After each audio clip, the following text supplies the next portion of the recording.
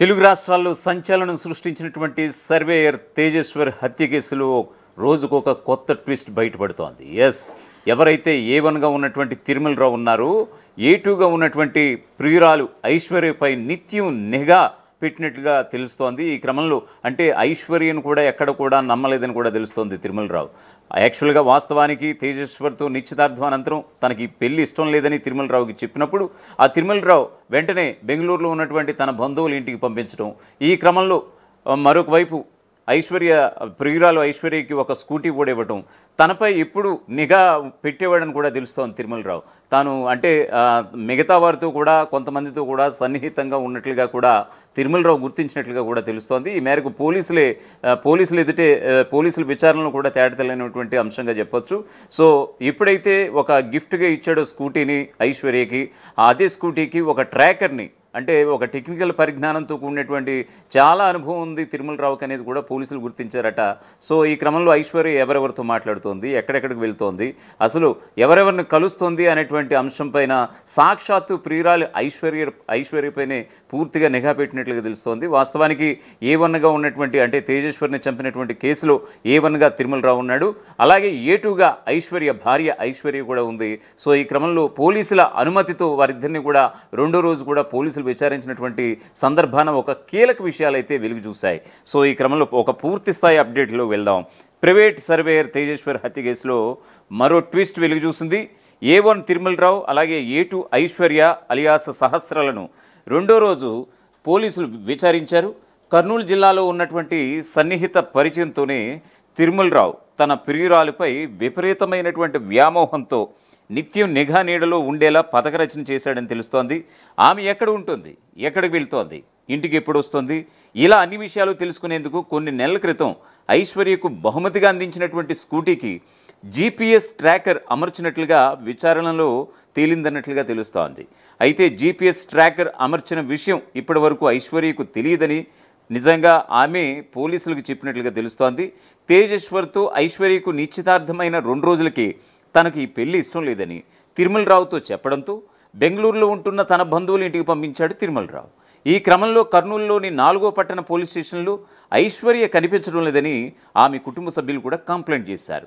ఈ మేరకు పోలీసులు మిస్సింగ్ కేసు నమోదు చేసుకుని ఆమె బెంగళూరులో ఉన్నట్లుగా గుర్తించి వారి బంధువులకు అప్పగించారని విచారణలో బహిర్గతమైందని తెలుస్తోంది.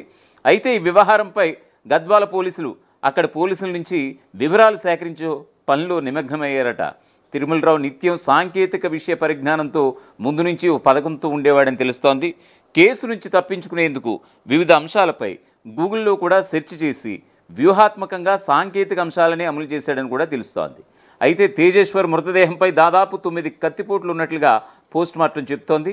హత్య చేసిన నిందితుల రక్త నమూనాలు, తేజేశ్వర్ మృతదేహం నుంచి తీసినటువంటి ఎముకల నమూనాలను ఫోరెన్సిక్ ల్యాబ్కు పరీక్షల నిమిత్తం పంపించినట్లుగా తెలుస్తోంది. అయితే తేజేశ్వర్ హత్య కేసులో కీలక విషయాలపై ఆరా తీస్తున్నాం. సాంకేతిక పరిజ్ఞానంతో తిరుమలరావు కేసు నుంచి బయటపడేందుకు నిత్యం గూగుల్ సెర్చ్ చేస్తుండేవాడు. వ్యతిరేకంగా ఉన్నవారి కదలికలను గుర్తించేందుకు GPS ట్రాకర్తో తెలుసుకునేవాడు. తేజేశ్వర్తో ఐశ్వర్య నిశ్చితార్థం తర్వాత కర్నూలు జిల్లాలోని పోలీస్ స్టేషన్లో మిస్సింగ్ కేసు నమోదైంది. దీని తర్వాత తదితర విషయాలపై కూడా ఆరా తీస్తున్నామని, త్వరలో పూర్తి వివరాలు వెల్లడిస్తామని సాక్షాత్తు విచారణ అధికారులు చెప్తున్నటువంటి పరిస్థితి. ఇక తెలుగు రాష్ట్రాల్లో పెను సంచలనం సృష్టించినటువంటి గద్వాలకు చెందినటువంటి ప్రైవేట్ సర్వేయర్ తేజేశ్వర్ హత్య కేసులో కోర్టు అనుమతితో శనివారం A1గా ఉన్నటువంటి తిరుమలరావుని అలాగే A2గా ఉన్నటువంటి ఐశ్వర్య అలియాస్ సహస్రాలను CI శ్రీను కస్టడీలోకి తీసుకుని వేరువేరుగా విచారించారు. విచారణ సందర్భంగా కొన్ని ఆసక్తికరమైన విషయాలు వెలుగులోకి వచ్చాయి. ఆషాఢ మాసంలో పుట్టింటికి వస్తావు కదా, అప్పుడు ఇద్దరం ఇతర రాష్ట్రాలకు వెళ్ళిపోదాం, ఈ హత్య చేయడం ఎందుకు అని తిరుమలరావు ఐశ్వర్యకు చెప్పగా, లేదు తేజేశ్వర్ని తుదముట్టిస్తేనే వస్తానని ఐశ్వర్య చెప్పడంతోనే సుపారీ గ్యాంగ్తో హత్యకు ప్రణాళిక రచించానని సాక్షాత్తు తిరుమలరావు పోలీసులకు చెప్పినట్లుగా తెలుస్తోంది. మరొకవైపు ఐశ్వర్య మాత్రం తనకేమీ సంబంధం లేదని విచారణ అధికారి ముందు చెప్పినట్లుగా విశ్వసనీయ వర్గాల నుంచి అందుతున్నటువంటి సమాచారం. తేజేశ్వర్ని సుపారీ గ్యాంగ్తో హత్య చేయించినటువంటి విషయాన్ని జూలై 17న తిరుమలరావు వాట్సాప్ కాల్ ద్వారా ఐశ్వర్యకి చెప్పుకొచ్చాడు. ఈ క్రమంలో తేజేశ్వర్ చనిపోయినట్లుగా అదే నెల 20న కుటుంబ సభ్యులకు తెలిసింది. ఐశ్వర్య భర్త చనిపోయినప్పుడు విలపించే క్రమంలో గ్లిజరిన్ కంట్లో వేసుకున్నట్లుగా విచారణ అధికారికి ఇచ్చినటువంటి వాంగ్మూలంలో స్పష్టం చేసినట్లుగా తెలిసింది. గ్లిజరిన్తో పాటు హత్య చేసినప్పటి నుంచి తిరుమలరావు తప్పించుకునేందుకు వినియోగించినటువంటి కారును హైదరాబాద్లోని ఓ అపార్ట్మెంట్ సమీపంలో పోలీసులు గత శనివారమే స్వాధీనం కూడా చేసుకున్నారట. గద్వాల కోర్టు అనుమతితో రిమాండ్లో ఉన్న తిరుమలరావు, ఐశ్వర్యలను 2 రోజుల విచారణకు కస్టడీలోకి తీసుకున్నామని ఇటు పోలీసులు వెల్లడించారు. నిందితులను వివిధ అంశాలపై కూడా విచారిస్తున్నామని కూడా చెప్తున్నారు. త్వరలో పూర్తి వివరాలు వెల్లడిస్తామని సిఐ చెప్తున్నటువంటి పరిస్థితి కనిపిస్తోంది.